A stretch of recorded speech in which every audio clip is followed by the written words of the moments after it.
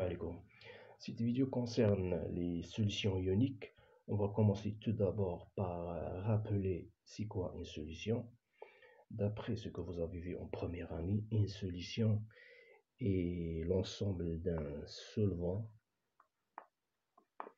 et un soluté. Exemple, donc si on prend de l'eau, du sel, on jette le sel dans l'eau, on agite, on va obtenir un mélange homogène. Alors ce mélange, c'est une solution. Ce mélange homogène, c'est une solution. Si le solvant est l'eau, on dit que c'est une solution aqueuse. Une solution ionique est une solution qui contient des ions. La formule d'une solution ionique, c'est-à-dire une solution ionique est notée comme ça, entre parenthèses, les cations qu'il contient, plus les anions qu'il contient. Bien sûr, les cations, ce sont les ions positifs, et les anions, ce sont les ions négatifs.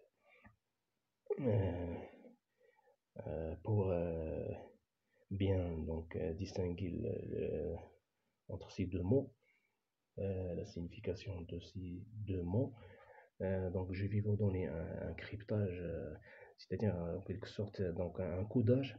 Alors si on prend le mot cation, alors on voit que T ça ressemble, donc on peut former le signe plus.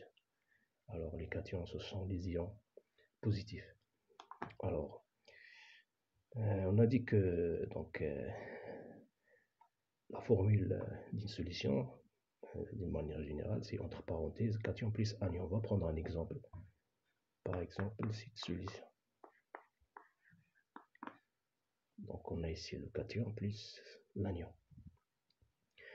Une chose aussi très importante, c'est qu'il ne faut pas confondre entre ces deux symboles. Alors ici, le symbole exprime l'addition, par contre ici, il exprime la charge électrique.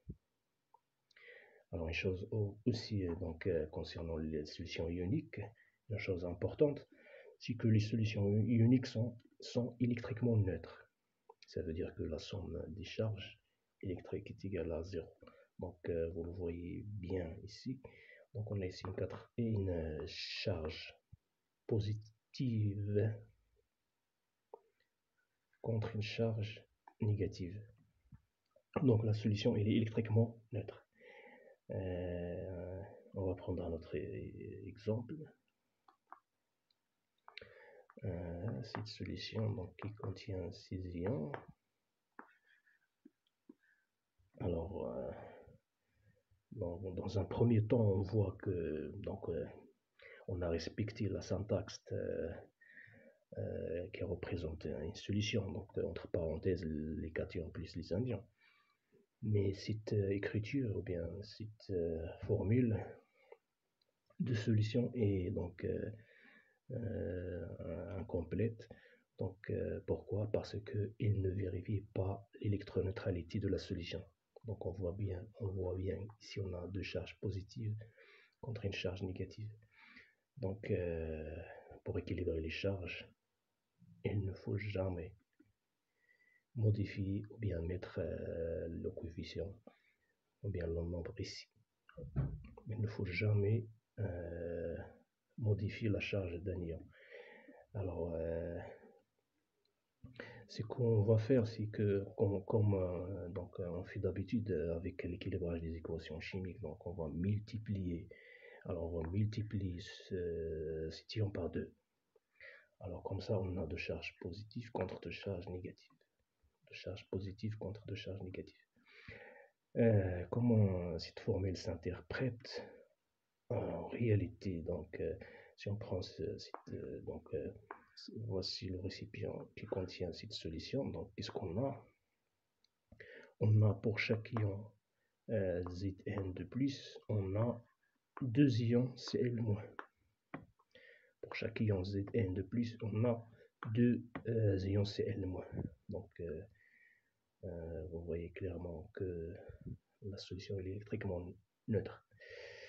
Une chose aussi importante concernant le nom d'une solution ionique, donc on peut déduire le nom à partir de la formule en inversant donc la lecture si vous voulez. Donc pour donner le nom de cette solution, on va commencer par l'anion. Donc c'est une solution de chlorure de zinc.